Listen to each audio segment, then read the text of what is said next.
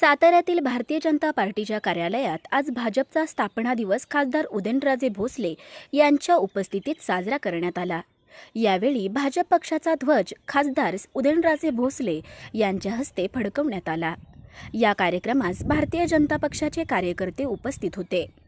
भारतीय जनता पक्षाच्या स्थापना दिनाबद्दल माध्यमांशी बोलताना खासदार श्रीमंत छत्रपती उदयनराजे म्हणाले की भाजपचा एक काळ असा होता की भाजपाचे 2च खासदार होते, मात्र आता देशातला सर्वात मोठा पक्ष म्हणून भाजपाची ओळख झाली आहे। कोणताही भेदभाव इथं केला जात नाही। या पक्षात वशिल्याची गरज लागत नाही। सर्वसामान्य कार्यकर्त्याला न्याय देण्याचं काम या पक्षात केलं जातं। यामुळेच पक्षावर विश्वास लोकांच्या मनात निर्माण झाला आहे। दरम्यान यावेळी पत्रकारांच्या विविध प्रश्नांना उदयनराजेंनी उत्तरं दिली। भारतीय जनता पक्ष एक काळ असा होता जेव्हा 2च खासदार होते, अटलजी आणि लालकृष्ण अडवाणीजी। थोडासा विचार प्रत्येकाने करणं गरजेचं आहे की मग आज 2 खासदारां असणारा म्हणजे मर्यादित असा हा पक्ष आज केवळ देशात नाही तर संपूर्ण जगभरात सगळ्यात मोठा पक्ष म्हणून आज ओळख भारतीय जनता पक्षाची झाली आहे। या ठिकाणी जर आपण विचार केला तर कुठल्याही प्रकारचं भेदभाव केला जात नाही। जो काम करतो त्याला कुठल्याही जाती जमातीतला जरी असला तर त्याला मोठ्या प्रमाणावरती त्याला पाठबळ दिलं जातं आणि त्याचं कौतुक केलं जातं। अनेक वर्षापासून या समाजकार्यात, राजकारण तर मी कधी केलं नाही, पण अनेक वर्षापासून सामाजिक कार्य जे जवळपास मला वाटतं 30-35 म्हणजे 3 तप झाले।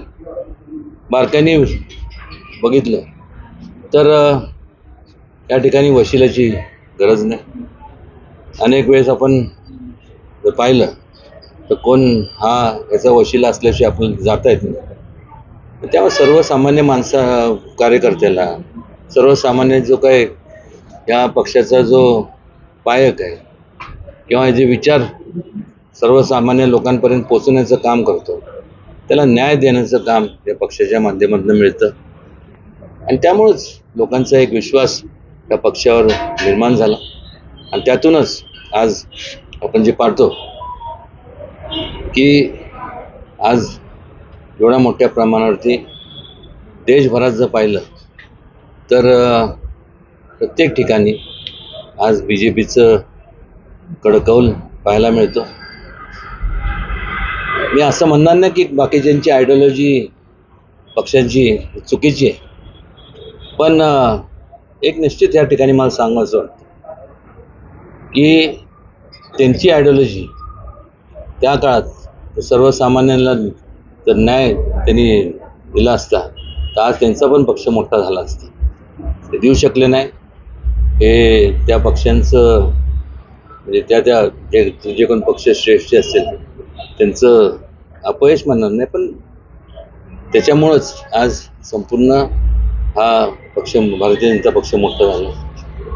लोकसभेच्या उमेदवारी संदर्भात शरद पवार यांच्याशी बोलणं झालंय का, यावर उदयनराजे भोसले म्हणाले की माझी पक्षापेक्षा तत्वावर निष्ठा आहे।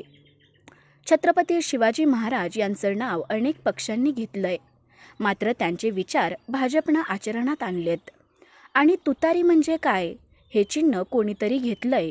पूर्वीपासून कोणत्याही लग्नात गेलो तरी तुतारी असतेच।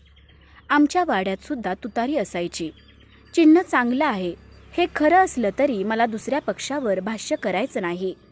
पक्ष वाढवण्यासाठी त्या पक्षातील श्रेष्ठींनी त्यांचे प्रयत्न करावेत।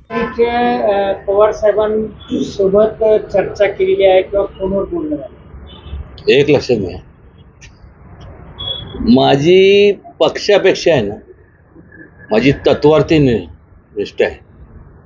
आणि बारकाईने जर विचार केला तर अनेक पक्षांनी छत्रपती शिवाजी महाराजांचं नाव घेतलं। त्यांचे विचार जर जास्तीत जास्त आचरणात जर कोणी आणले असेल तर या पक्षाने आणले। आणि तुतारी म्हणजे काय, हे आज कोणीतरी चिन्ह घेतले, पूर्वीच्या काळापासून आमच्या वाड्यात तुतारी असायचेच. कुठेही आपण लग्नाला गेलो तर तुतारी असतेच. त्यामुळं चिन्ह चांगलं आहे हे जरी खरं असलं तर पण मला कुठल्या दुसऱ्या पक्षाच्यावरती भाष्य करायचं नाही. त्यांचा सगळे शेवटी पक्ष वाढवण्याकरता त्या पक्षातले जे श्रेष्ठ आहेत, पक्षश्रेष्ठी आहेत, ते जरूर प्रयत्न करणार आणि त्यांनी करावेत. त्याचप्रमाणे भारतीय जनता पक्षसुद्धा प्रयत्न करतोय आणि करणार. आणि यशाच्या दृष्टिकोनातनं वाटचाल प्रत्येक ठिकाणी आपल्याला भारतीय जनता पक्षाची पाहायला मिळते. अजून तुम्हाला लोकसभेचं तिकीट जाहीर झालं नाही. तिकीट कधी मिळणार यावर बोलताना ते म्हणाले की पत्रकारांचा सारखा तिकिटाचा विषय असतो.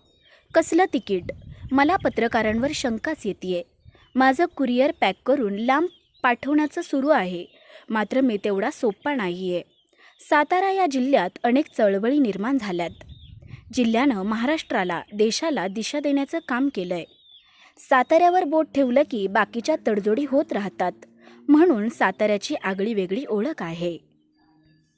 तिकीट जाहीर करा. हिंडून फिरून सारखं तोच विषय असतो तिकिटाचा. आता एक करा तुम्ही, कसलं तिकीट पाहिजे मला सांगा, ते जाऊन द्या. माझं तर मला तुमच्या लोकांवरती, सगळ्या पत्रकारांवरती शंका येते की तुम्ही ते असतं ना, काय त्याला म्हणतात, हे कोरिअर बिर असतं ना, बहुतेक तुमच्या डोक्यात तेच आहे.